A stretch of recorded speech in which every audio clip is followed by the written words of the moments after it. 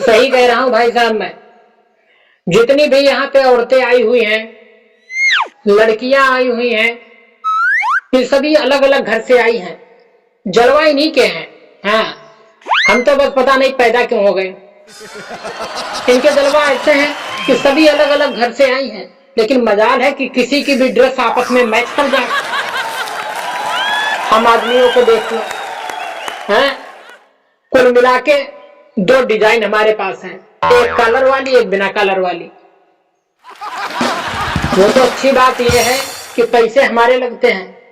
अगर इन लोगों की कमाई हम लोग खाते होते तो हर इंसान चड्डी बनियान में घूम रहा होता। सच बता रहा हूं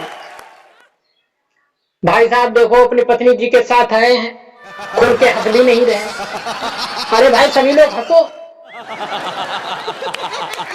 उस सदमे में है बेचारे, डर गए हैं बीवी से। बीवी की तरफ देख लेते हैं कि अगर वो हंस रही है तभी हंसते हैं। चिंता ना करो, मैं यहाँ बैठा हूँ। हाँ, मैं बैठा हूँ, मैं बचा लूंगा, लेकिन मेरे जाने के बाद तुम्हें भगवान भी नहीं बचा सकते। पति होते हैं 3 प्रकार के, पता है? 3 प्रकार के पति होते हैं। एक होते हैं बहादुर, वो मैं हूं। और एक होते हैं डरपोक, जो हमेशा अपनी पत्नी के पीछे पीछे चलते हैं। एक होते हैं महाडरपोक, जो अपनी पत्नी के पीछे तो चलते हैं, लेकिन गोद में बच्चा लेकर भी चलते हैं। इसलिए मैं अपने पत्नी के पीछे कभी चलता ही नहीं। पीछे चलता हूं, लेकिन उससे कम 500 कदम पीछे चलता हूं, ताकि किसी को यह पता ना चले कि मेरी पत्नी मेरे साथ आई भी है। मैं हमेशा यही कोशिश करता हूं कि जो है, कोई दूसरी की पत्नी अगर जा रही है तो मैं उसके साथ हो लूं। मजबूरी है भैया, कोई सुंदर बीवी देखता हूं, उसके आगे हो लेता हूं, ताकि लोग समझे कि मैं भी साहसी हूं। एक बार तो मैं अपना बच्चा लेकर के सड़क क्रॉस कर रहा था। एक मित्रगण मिलने वाले थे, उन्होंने कहा, यार बड़ा डरते हो तुम, डरपोक हो। मैंने कहा, नहीं, ये मेरा बच्चा ही नहीं है। मैं तो इधर से निकला था, सड़क के किनारे बैठा रो रहा था, तो इसको मैं थाने में जमा करवाने ले जा रहा हूं।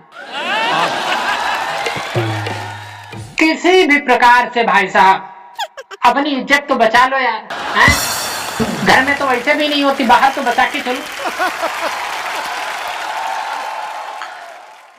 ये बीवियों की वजह से कितने युद्ध हो गए। महाभारत में देख लो द्रौपदी जी को, इनको क्या जरूरत थी बाल खोल करके बैठने की? बस इन्होंने बाल खोल के बैठ गई, और इनके बाल बनवाने के चक्कर में करोड़ों सैनिक मार दिए गए।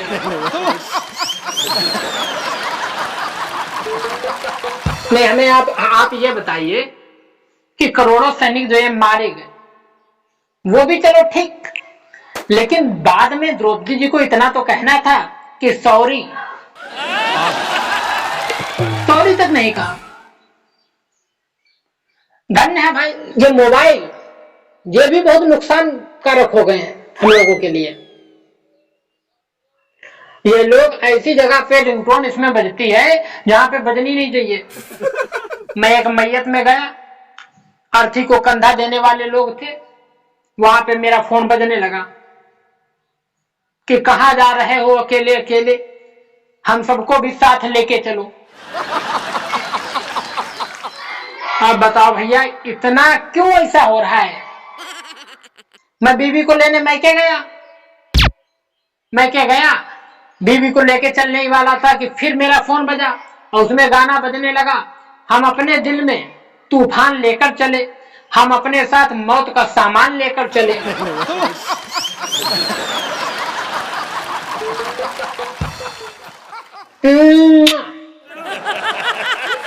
अब आप लोग ये सोच रहे होंगे कि मैं फ्लाइंग किस दे रहा हूं। नहीं, मैं किसेस नहीं दे रहा हूं किसी को। बात यह है, पहले आप लोग ही करते थे। वाह क्या कॉमेडी करते हो, मजा आ गया। लेकिन अब आजकल अब आप लोग कहते हो मजा नहीं आ रहा, मेहनत करो मेहनत। अरे भैया, फिर इसके पहले जब मैं मेहनत नहीं करता था तो मेरी आदत क्यों बिगाड़ी?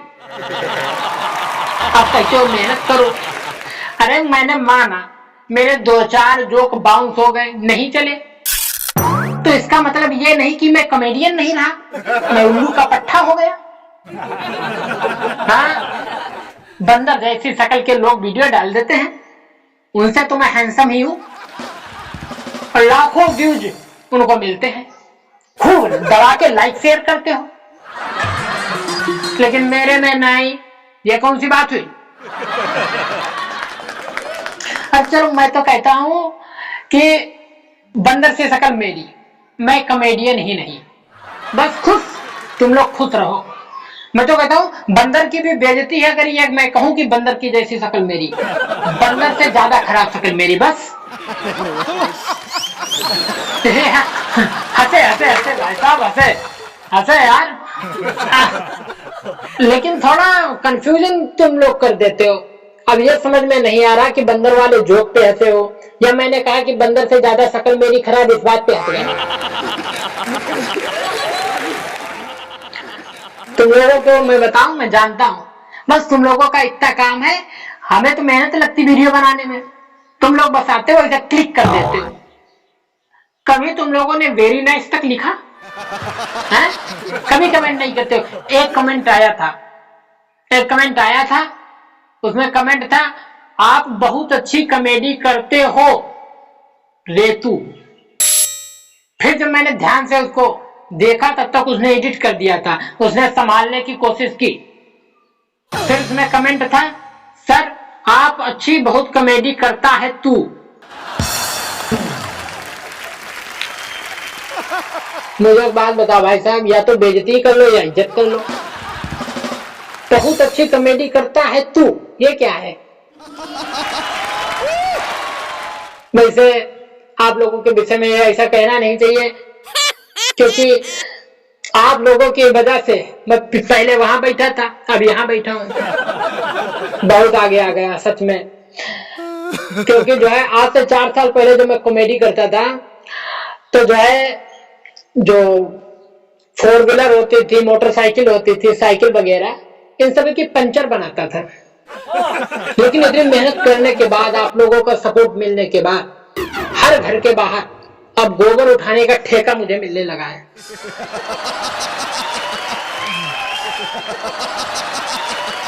धन्य है आप लोग।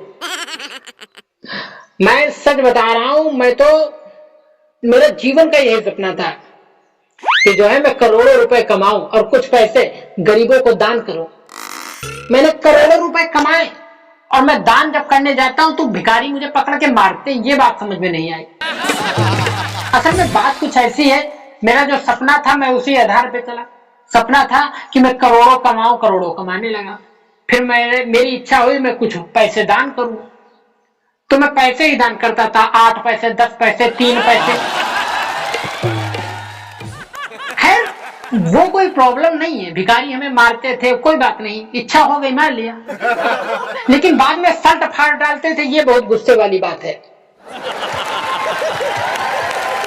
सब बता रहे हैं ये चीज बिल्कुल पसंद नहीं उनकी, लेकिन ऐसी बात नहीं है, मजा इसमें भी है। हाँ, जो है फ्री फंड में भैया आसमानी झूला झुलाते थे। 2-4 लोग उठा लेते थे कंधे पर, उठा करके आसमान की तरफ हमें फेंक देते थे, मजा आता था। इतना रिश्तेदार नहीं करते जितना भिखारी करते हैं। मुझे फिर उठा करके 4 व्हीलर में लिटा करके अस्पताल तक छोड़ने जाते थे। एक बार तो मुझे खून उन्होंने डोनेट किया, क्योंकि मैं मरते मरते बचा था।